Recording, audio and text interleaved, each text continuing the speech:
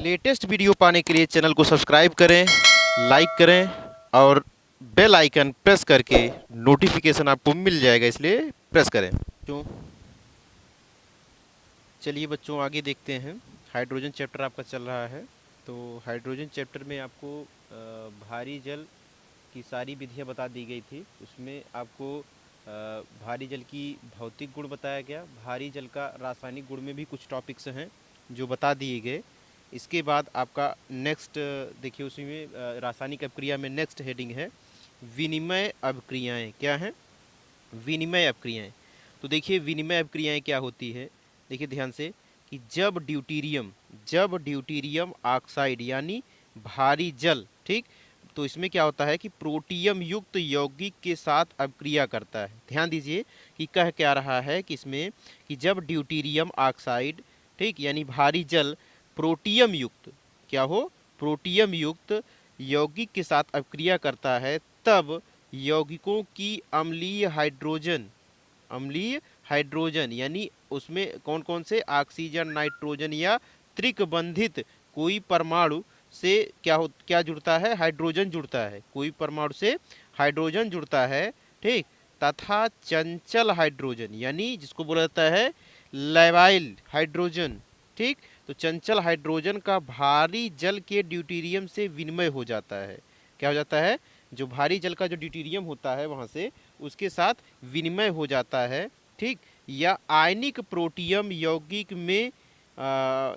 में यह अभिक्रिया शीघ्रता से हो जाती है, जबकि यह सहसंयोजी यौगिकों की अभिक्रिया उत्प्रेरक की उपस्थिति में होती है। तो ध्यान दीजिए इसमें कहने का क्या अर्थ हुआ कि जो ड्यूटीरियम होता है, ड्यूटीरियम ऑक्साइड यानी जो भारी जल होता है, क्या होता है, भारी जल जो होता है, ये भारी जल जो होता है, ठीक, तो भारी जल में आपको पता है कि प्रोटियम युक्त का मतलब आप लोग जानते हो, हाइड्रोजन की जो 3 समस्थानिक है, ठीक, हाइड्रोजन के 3 समस्थानिक है, प्रोटियम, ड्यूटीरियम और ट्राइटियम। तो जो उसका जो प्रोटियम युक्त का मतलब जो यच होता है, ठीक है, वो प्रोटियम युक्त जो यौगिक होता है, यानी यहाँ पे ड्यूटीरियम से है, तो आप देखिए ध्यान से, तो ये प्रोटियम युक्त जो यौगिक होता है उसके साथ जब ये अभिक्रिया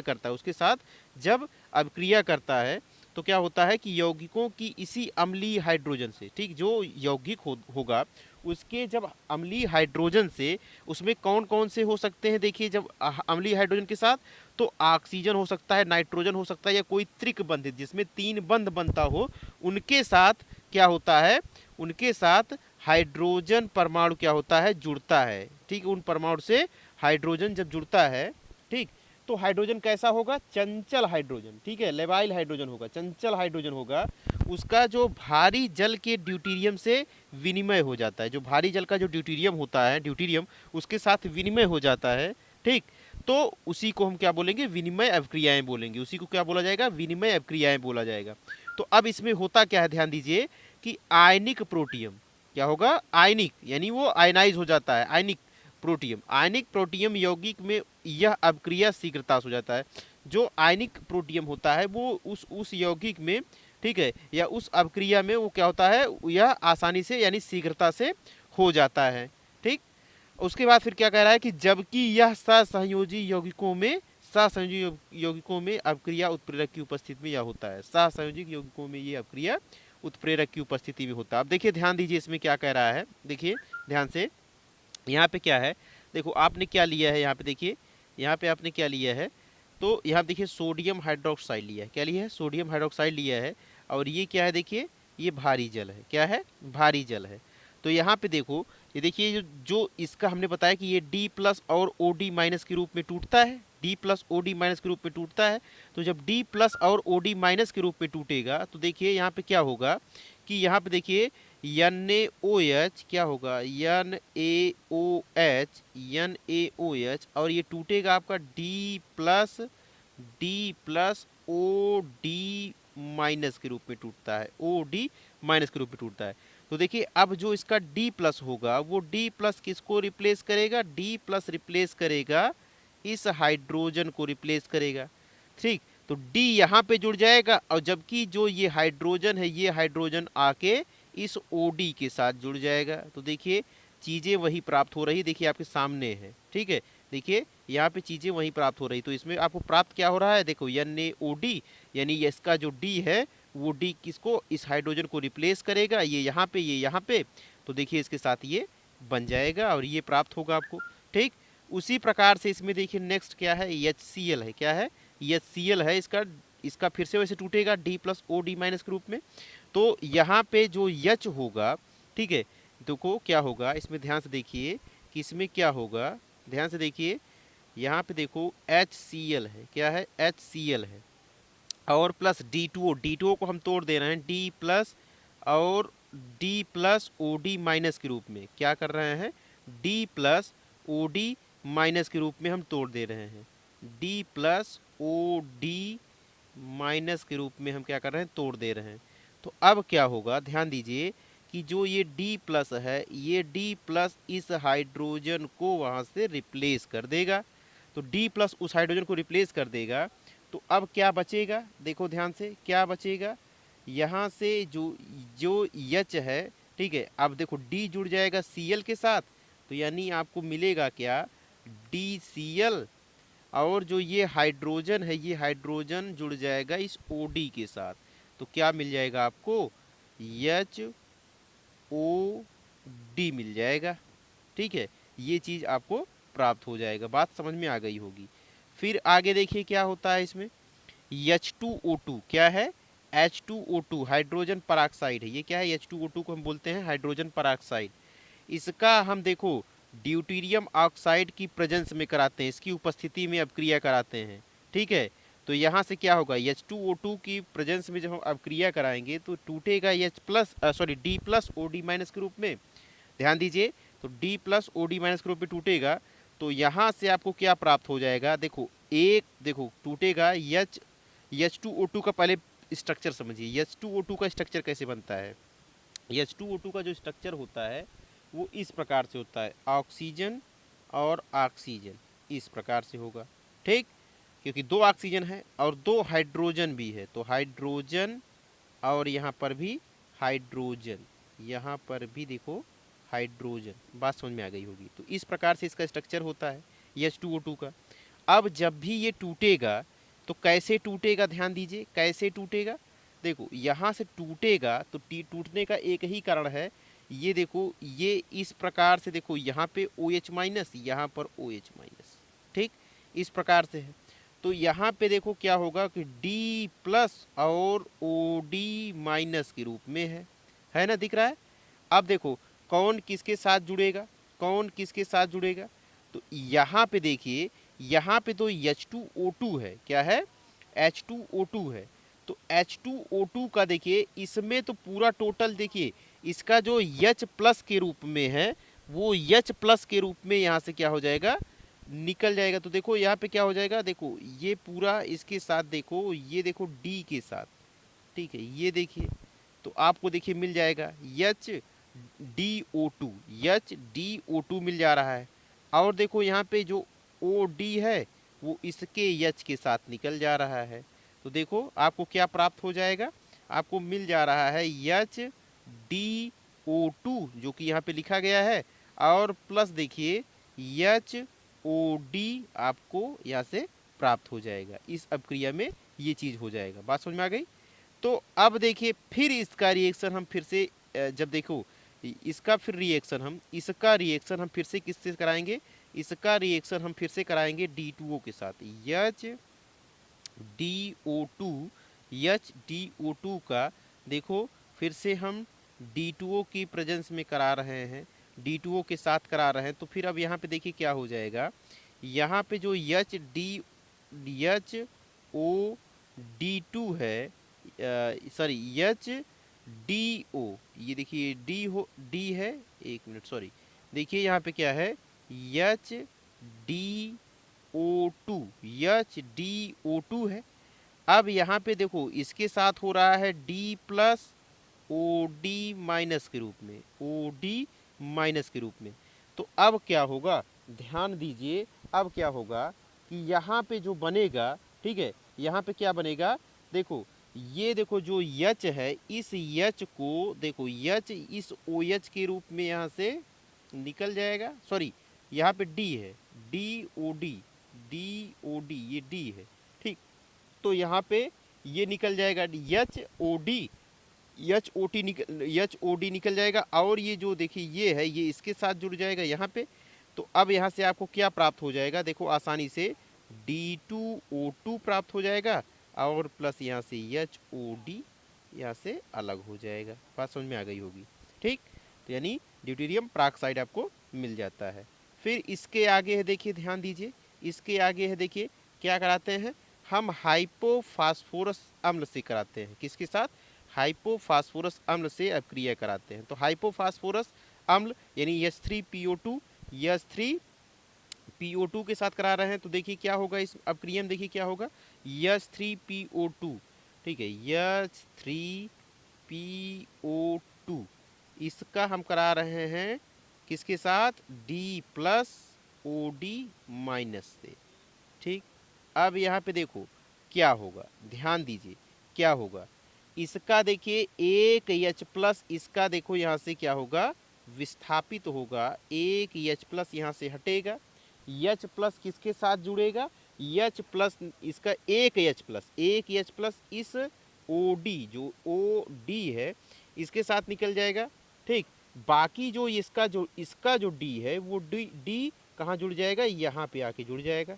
अब देखो ध्यान से, तो अब यहाँ से क्या हो जाएगा, आपको जो प्राप्त हुआ, देखिए क्या प्राप्त होगा, देखो हमने उसका केवल एक ही H हटाया था, तो एक H हटाया था, यानी आपको 2 H अभी बचा है, उसका एक ही H हटाया था, ठीक। अब उसके बाद देखो O2 ये चीज़ था, और फिर हमने क्या किया था, विस्थापित किया था, तो यानी D यहाँ पे तो ऑलरेडी अब आ जाएगा, क्योंकि H को हम जब विस्थापित करेंगे तो D आ जाएगा। अब यहाँ पे जो बच रहा है वो देखिए HOD बच रहा है, ठीक है, ये चीज़ आपको प्राप्त हो जाएगा। DH2PO2 यानी इस चीज़ को क्या लिखा जाएगा, मोनोड्यूटेरो हाइपोफास्फोरस अम्ल इसका नाम हो जाएगा, लिखा जाता है। फिर देखिए आगे क्या है, आगे देखिए आगे वाला रिएक्शन देखिए, हाइपोफास्फोरस को हम किसके साथ करा रहे हैं, हाइपोफास्फोरस, ठीक है, ये हाइपोफास्फोरस था, सॉरी ये हाइपोफास्फोरस था, अब ये आर्थोफास्फोरस है, क्या है, आर्थोफास्फोरस। हाइपो को कैसे पहचानोगे, H3PO2, जब PO2 होगा तो हाइपो हो जाएगा, और जब PO3 हो जाएगा तो आर्थो हो जाएगा, ध्यान से समझिएगा। अब इसमें क्या हो जाएगा, देखो इसको जब हम करा रहे हैं H3PO3 से करा रहे हैं रिएक्शन, किसके साथ, D+ और OD- के रूप में हम करा रहे हैं। तो रिएक्शन में देखो आपको क्या प्राप्त हो जाएगा, ध्यान दीजिए, हमने अभी बताया इसका एक D यहाँ से निकलेगा, सॉरी इसका एक H यहाँ से निकलेगा, किसके साथ, तो इसका देखो विस्थापन होगा, इस D के साथ विस्थापन होगा।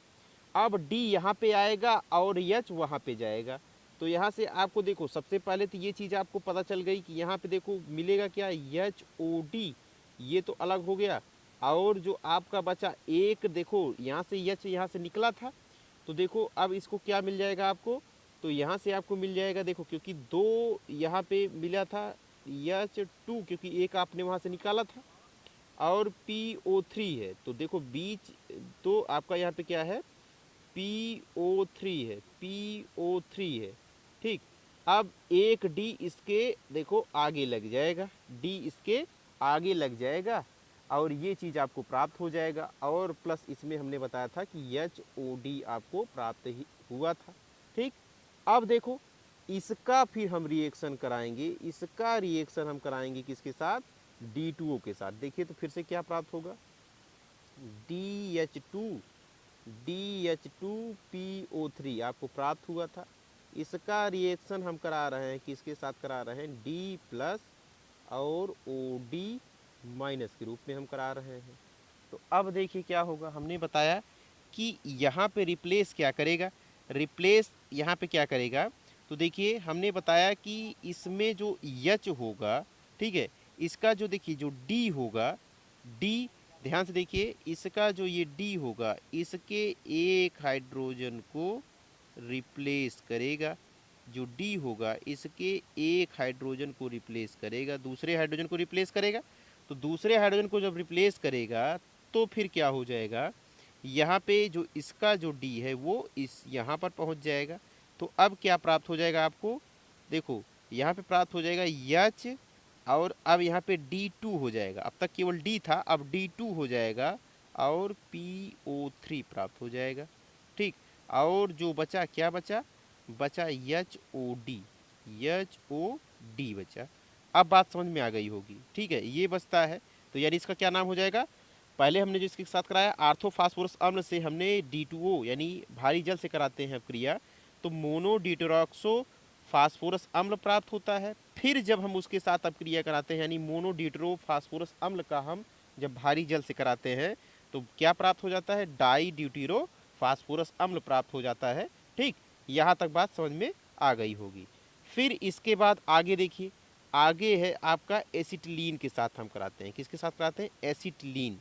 एसिटिलीन यानी CH triple bond CH, acetylene है ये। एसिटिलीन का रिएक्शन हम भारी जल से कराते हैं, भारी जल। ठीक, भारी जल यहाँ पे देखिए क्षारीय है, क्षारीय माध्यम होगा। ठीक, इसके साथ करा रहे हैं तो देखिए यहाँ पे क्या होगा, ध्यान दीजिए क्या होगा। यहाँ पे जब हम इसके साथ अब क्रिया करा रहे हैं एसिटिलीन यानी CH ट्रिपल बॉन्ड CH। ठीक, अब इसके साथ हम क्रिया करा रहे हैं किसका, देखो D2O से के साथ करा रहे हैं यानी D प्लस और OD माइनस से हम करा रहे हैं अब क्रिया। तो अब देखिए यहाँ पे क्या हो जाएगा, ध्यान दीजिए, यहाँ पे रिप्लेस क्या करेगा, एक हाइड्रोजन किसी का भी रिप्लेस करेगा। तो किसका रिप्लेस करेगा, तो मान लीजिए इस हाइड्रोजन को हम रिप्लेस करा रहे हैं। ठीक, तो रिप्लेस करा रहे हैं, देखो यहाँ पे देखो इस OH के साथ वो जुड़ जाएगा। किसके साथ जुड़ेगा, इस OH के साथ जुड़ेगा, और जो इसका D है इस स्थान पे चला आएगा। तो देखो यहाँ पे क्या प्राप्त हो जाएगा आपको रिएक्शन में देखिए क्या प्राप्त होगा, रिएक्शन में आपको प्राप्त हो जाएगा CD ट्रिपल बॉन्ड CH, ये प्राप्त हो जाएगा। और जो बचा क्या बचा, HOD, और क्या बचा HOD, ये बचा, ये प्राप्त हो गया रिएक्शन में, ये चीज़ प्राप्त हो गया। फिर जब हम इसका रिएक्शन यानी अब इसका रिएक्शन कराएंगे CD ट्रिपल बॉन्ड CH3 से कराएंगे, CD ट्रिपल बॉन्ड CH का हम रिएक्शन कराएंगे भारी जल से D प्लस OD माइनस से कराएंगे। तो ध्यान दीजिए, अब ये दूसरे वाले H को हटाएगा, क्या करेगा, दूसरे वाले H को प्रतिस्थापित करेगा, इस H को हटाएगा। ठीक, और D जो होगा वो यहाँ पे जुड़ जाएगा। तो क्या होगा रिएक्शन में, आपको क्या प्राप्त हुआ, रिएक्शन में क्या प्राप्त हुआ आपको देखिए ध्यान से, CD ट्रिपल बॉन्ड CD ये प्राप्त हो गया। और फिर क्या प्राप्त हुआ आपको, ध्यान दीजिए, यहाँ से आपको प्राप्त हो गया HOD प्राप्त हो गया, HOD ये चीज़ प्राप्त हो गया। बात समझ में आ गई। यानी देखिए एसिटिलीन का जब हम भारी जल से अब क्रिया कराते हैं तो बनता क्या है, CD ट्रिपल बॉन्ड CH यानी इसको बोला जाता है मोनो डिट्रॉक्सो एसिटिलीन प्राप्त हो जाएगा। फिर जब हम इसका क्या कराएंगे, फिर से भारी जल से कराएंगे तो वहाँ से आपको प्राप्त हो जाएगा ड्यूटेरो एसिटिलीन प्राप्त हो जाएगा। ठीक, बात समझ में आ गई होगी। फिर इसके बाद देखिए हम फिनॉल के साथ कराते हैं रिएक्शन। किसके साथ कराते हैं, फिनॉल के साथ कराते हैं, यानी देखिए C6H5OH के साथ कराते हैं। ठीक है, D2O का। तो देखिए C6H5, देखो C6H5OH किससे कराते हैं, C6H5OH के साथ हम रिएक्शन कराते हैं D plus OD minus, D plus और OD माइनस से कराते हैं। ध्यान दीजिए अब क्या होगा इसमें, इसमें रिएक्शन क्या होगा, जो इसका H है वो H यहाँ से देखो इस H को रिप्लेस करेगा, इस H को रिप्लेस करेगा, देखो ये OD के साथ जुड़ेगा और जो D है वो यहाँ पे आके जुड़ जाएगा। तो क्या प्राप्त हो जाएगा, C6H5OD ये प्राप्त हो गया, प्लस HOD प्राप्त हो गया। क्या प्राप्त हो गया, HOD प्राप्त हो गया। बात समझ में आ रही होगी। तो यानी फिनॉल का रिएक्शन जब हम भारी जल से कराते हैं तो बनता क्या है, ड्यूटेरोफिनॉल बनता है। क्या बनता है, ड्यूटेरोफिनॉल बनता है। बात समझ में आ गई। तो ये चीज़ प्राप्त हो गया। इस इन अपक्रियाओं से हमें ये पता चलता है। अब देखिए इसका अगला नेक्स्ट रिएक्शन है धातु हाइड्राइडो से अपक्रिया।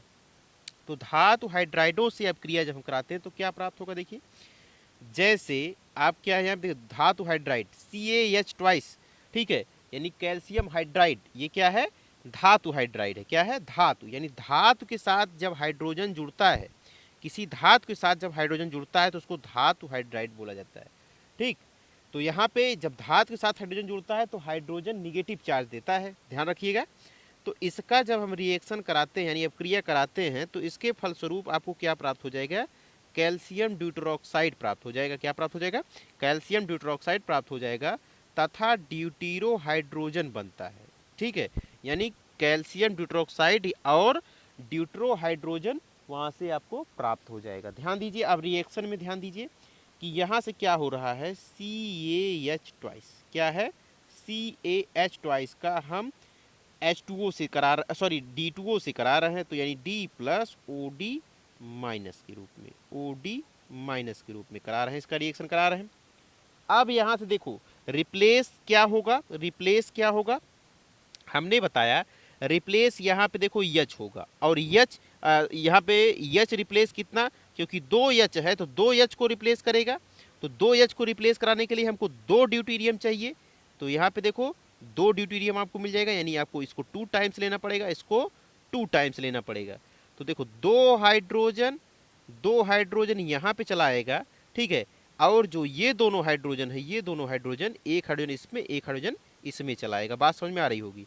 तो यानी अब आपको क्या प्राप्त हो जाएगा, CaH ट्वाइस, इसका अभी हमने बताया कि 2 बार किया जाएगा तभी तो 2 ड्यूटेरियम प्राप्त होगा, तो D2O यानी 2 टाइम्स आप कराओगे, तो यहाँ से अपक्रिया में क्या बन जाएगा, देखो Ca, अब देखो क्योंकि OH उसका बचा था तो OH करें, OD उसका 2 बचे थे, तो दोनों OD इसके साथ जुड़ जाएंगे कैल्शियम के साथ, और जो था आपको D और H बचा था, उसका D और H बचा था, तो ये 2 टाइम्स आपको यहाँ से प्राप्त हो जाएगा। यानी क्या प्राप्त हो जाएगा कि कैल्शियम हाइड्राइड का रिएक्शन जब आप भारी जल से करा रहे हो तो आपको मिल जाएगा कैल्शियम ड्यूटरॉक्साइड और ड्यूटेरो हाइड्रोजन, यहाँ से आपको आसानी से प्राप्त हो जाएगा। बात समझ में आ रही होगी। फिर अब आगे नेक्स्ट है जैव रासायनिक अपक्रियाएं। तो जैव रासायनिक अपक्रियाएं क्या होती हैं, ध्यान दीजिए कि क्या होती है कि जीव जंतु द्वारा जैव पदार्थों में होने वाली रासायनिक अपक्रियाओं को हम जैव रासायनिक अपक्रियाएं कहते हैं। ध्यान दीजिए, क्या कहने का मतलब हुआ कि जीव जंतुओं को, ठीक है, जो जीव जंतु होते हैं उनके द्वारा जो जैव पदार्थ में होने वाली अपक्रियाएं होती हैं, यानी जो जीव जंतु होंगे, ठीक, उसके द्वारा जो जैव पदार्थ बनता है, तो जो जैव पदार्थ बनता है, जीव जंतुओं से जो जैव पदार्थ बनता है उसमें जो अपक्रियाएं होती हैं, उन्हीं अपक्रियाओं को हम जैव रासायनिक अपक्रियाएं कहते हैं। क्या बोलते हैं, जैव रासायनिक अपक्रियाएं बोलते हैं। ठीक, अब इसमें देखिए क्या हो रहा है कि भारी जल का ऊतकों के निर्माण तथा वृद्धि पर गहरा प्रभाव पड़ता है। भारी जल का जो होता है, भारी जल जो होता है वो ऊतकों के निर्माण तथा वृद्धि पर गहरा असर पड़ता है। यानी कि अगर आप भारी जल को पीते हो तो ये आपके ऊतक, ठीक है, ऊतक का जो निर्माण, आप लोग जानते हो कि आपका शरीर जो है वो ऊतकों से ही बना हुआ है। ठीक है, यानी कोशिकाएं संगठित होकर ऊतक बनाती हैं, आप लोग पढ़े होंगे, कोशिकाएं संगठित होकर ऊतक बनाती हैं। तो ये भारी जल आपके शरीर पर हानिकारक प्रभाव डालता है, यानी ऊतकों के निर्माण पर प्रभाव डालता है, ऊतक नहीं बनने पाएगा सही से, और आपकी वृद्धि पर भी ये अच्छा खासा प्रभाव छोड़ता है। तो इसलिए, ठीक है, ये भारी जल कुछ नुकसानदेह भी है। तो देखिए यहाँ पर, लेकिन नुकसानदेह की बात नहीं हम कर रहे हैं, यहाँ पे बता रहे हैं, आपको समझा रहे हैं। तो इसके महत्वपूर्ण प्रभाव निम्नलिखित हैं। ठीक है, इसके जो महत्वपूर्ण जो प्रभाव इफेक्ट पड़ता है उसके बारे में देखिए क्या है, क्या इफेक्ट पड़ता है। देखिए, जो जैविक प्राणियों की वृद्धि रुक जाती है। ठीक है, जो जैविक, अभी हमने बताया ना कि जो जैविक प्राणी का मतलब होता है कि जो जीव जंतु होते हैं, ठीक है, जो प्राणी होते हैं उनका जो वृद्धि होता है वो क्या होता है, रुक जाता है। छोटे छोटे जीव जैसे टैडपोल, मछली शुद्ध भारी जल में मर जाते हैं। ठीक है, यानी भारी जल से कितना नुकसानदेह है उसके बारे में आप लोग जान रहे हो। कि टैडपोल जो समुद्री जीव है, ठीक है, या जो मछली है ये भी समुद्री जीव है, तो ये सभी क्या होते हैं, भारी जल होने के कारण ये क्या होते हैं, मर जाते हैं। ठीक, फिर आगे देखिए, भारी जल शरीर में धीमी गति से विकसित होता है। ठीक, भारी जल जो होता है शरीर में ये बहुत धीमी गति से विकसित होता है, विसरित होता है। फिर आगे देखिए, क्विनवीकरण यानी फर्मेंटेशन की गति कम हो जाती है। ठीक है, क्या हो जाती है, फर्मेंटेशन की गति कम हो जाती है। फर्मेंटेशन का मतलब क्या होता है, फर्मेंटेशन का मतलब क्या होता है कि जैसे आप लोग जानते हो कि फर्मेंटेशन दूध से दही जो है, दूध से दही जो है फर्मेंटेशन ही है। ठीक, जैसे कि आप लोग चीनी वगैरह जो बनता है फर्मेंटेशन से ही बनता है। तो फिर आगे देखिए, आगे क्या कह रहा है कि बीजों का अंकुरण रुक जाता है। ठीक, आप लोग जानते हो कि क्या करते हो कि रात में चने को भिगो दिए, सुबह तक वो क्या होता हो जाता है, फूल जाता है। लेकिन अगर वही चीज़ भारी जल में करोगे तो जो सीड होंगे यानी जो बीज होंगे, जैसे आपका ये चना ही हो गया, मटर हो गया, जो भी है, वो क्या हो जाएगा, उनका जो अंकुरण होता है कम हो जाता है, रुक जाता है, यानी वो अंकुरित नहीं होने पाता है।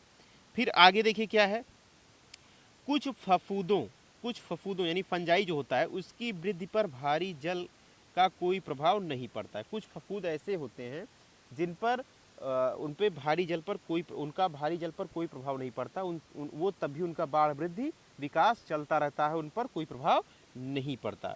फिर आगे देखिए, शुद्ध भारी जल में, ठीक है, क्या होता है, तंबाकू का बीज अंकुरित नहीं होने पाता। जो शुद्ध भारी जल होता है, ठीक है, उसमें तंबाकू का जो बीज होता है वो अंकुरित नहीं होने पाता है।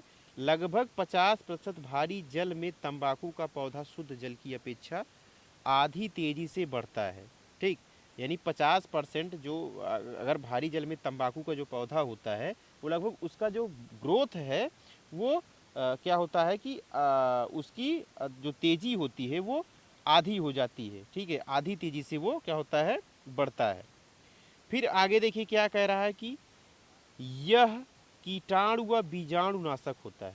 ठीक है, भारी जल जो होता है उसमें, क्योंकि आप लोग जानते हैं अधिकतर कीट वगैरह और जो बीज होता है, ठीक है, जीवाणु विषाणु विषाणु कह रहे हैं, कीटाणु जीवाणु क्या होता है, ये नाशक होता है, ये उनको क्या कर देता है, ये मार देता है। ठीक, उसके बाद फिर आगे देखिए, भारी जल पीने से चूहों को अधिक प्यास लगती है। भारी जल अगर चूहे पिए तो भारी जल को जब ये पिएंगे तो उनको प्यास अधिक लगेगी। ठीक है, उनकी तृप्ति नहीं होने पाती। बात समझ में आ गई होगी, बात समझ में आ गई होगी। फिर आगे देखिए ध्यान से, भारी जल के उपयोग, नेक्स्ट हेडिंग डाल दीजिए, भारी जल के उपयोग, यूजेज ऑफ हैवी वाटर, यानी भारी जल का क्या उपयोग है इसके बारे में जान लीजिए। तो भारी जल के क्या उपयोग है, देखिए, भारी जल के कुछ प्रमुख निम्नलिखित उपयोग है। क्या है, भारी जल के कुछ प्रमुख निम्नलिखित उपयोग है। ध्यान दीजिए, इसमें फर्स्ट पॉइंट है, ग्रेफाइट के स्थान पर नाभिकीय रिएक्टरों में नाभिकीय क्रियाओं में बमबारी करने वाले कणों। ठीक, यानी ग्रेफाइट के स्थान पर जो नाभिकीय रिएक्टर होते हैं उनमें जो नाभिकीय अभिक्रियाएं होती हैं उनमें बमबारी करने वाले कण, जैसे आप लोग जानते हो न्यूट्रॉन। ठीक है, न्यूट्रॉन ही होता है जो बमबारी कराता है हाइड्रोजन का। ठीक है, तो हाइड्रोजन को छोड़कर बाकियों में सभी में क्या होता है, न्यूट्रॉन पाया जाता है। ठीक, बात समझ में आ रही है। तो अब ये क्या करता है, ये इसकी गति को कम करने के लिए मंदक के रूप में भारी जल का उपयोग किया जाता है।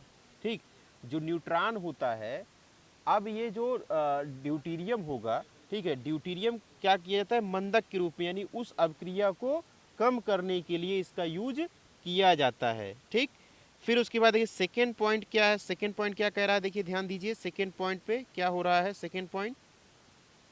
तो सेकेंड पॉइंट क्या कह रहा है, ध्यान दीजिए, सेकेंड पॉइंट कह रहा है कि ड्यूटीरियम, सेकेंड पॉइंट क्या कह रहा है, ड्यूटीरियम भारी हाइड्रोजन तथा इनके यौगिकों का निर्माण विरचन में भारी जल प्रयुक्त होता है। क्या होता है, भारी जल प्रयुक्त होता है।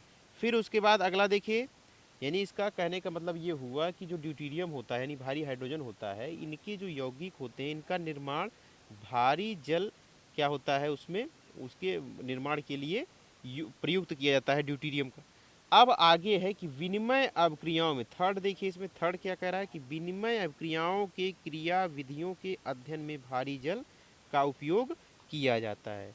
विनिमय अभिक्रियाओं में, ठीक है, जो विनिमय अभिक्रियाएं होती हैं उनकी क्रिया विधियों के अध्ययन में भी भारी जल का उपयोग अधिकतर किया जाता है। फिर उसके बाद देखिए फोर्थ है, फोर्थ यहाँ पे ध्यान दीजिए, फोर्थ है कि जैव रासायनिक अभिक्रियाओं, जैव रासायनिक अभिक्रियाओं यानी जीवधारियों में होने वाली अभिक्रियाओं का अध्ययन करने के लिए, ठीक है, जीवधारियों में जो होने वाली अभिक्रियाओं के अध्ययन करने के लिए ट्रेसर के रूप में भारी जल प्रयुक्त किया जाता है। ठीक, जो जैव रासायनिक अभिक्रियाएं होती हैं यानी जीवधारियों में होने वाली अभिक्रियाओं का अध्ययन करने के लिए ट्रेसर का, हम ट्रेसर के रूप में भारी जल का उपयोग करते हैं। अगर हमारी वीडियो आपको पसंद आई हो और आपको समझ में आया हो तो आप हमारी वीडियो को लाइक कीजिए, सब्सक्राइब कीजिए तथा नोटिफिकेशन पाने के लिए बेल आइकन पर क्लिक करके, ठीक है, आप उस पर बेल आइकन को क्लिक कर देंगे ताकि आप तक हमारी सारी वीडियो आप तक पहुंचती रहे। ठीक, तो इसके लिए धन्यवाद। अगर आपको समझ में आया हो तो धन्यवाद, और अगर कोई दिक्कत है तो कमेंट बॉक्स में आप कमेंट कर सकते हैं। अगर आपको कोई प्रॉब्लम है तो कमेंट बॉक्स में आप कमेंट कीजिए। धन्यवाद।